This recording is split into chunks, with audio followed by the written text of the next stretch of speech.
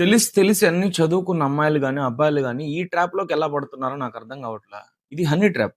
ఇది ఇదేం కొత్తగా స్టార్ట్ అయింది కాదు. ఎప్పటినుంచో ఉంది. కాకపోతే ఇప్పుడు మళ్ళీ ఒక్కొక్క ఎగ్జాంపుల్ ద్వారా ఇంకా హైలైట్ అయితంది. రీసెంట్‌గా బెంగాల్ నుంచి ఒకతను 500 మంది అమ్మాయిల్ని ట్రాప్ చేసి వాళ్ళ దగ్గర నుంచి దాదాపు 2,00,00,000 వసూలు చేశాడు. ఒక్కొక్కరి దగ్గర 50,000, 60,000 అట్లా.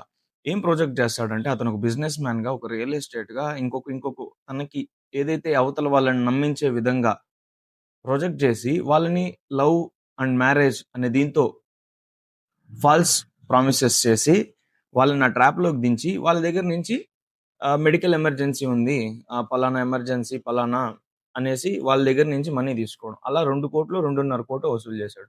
అండ్ రీసెంట్‌గా ఇప్పుడు మనం హైదరాబాద్‌లో కూడా చూసామంటే సంథింగ్ ఒక ఎన్ఆర్ఐని one of the actors 9.8 crores from 2018 నుంచి ఇప్పటి వరకు ఉందనేసి అతను ఒక అబ్లిగేషన్ ఏసి కేస్ పెట్టాడు.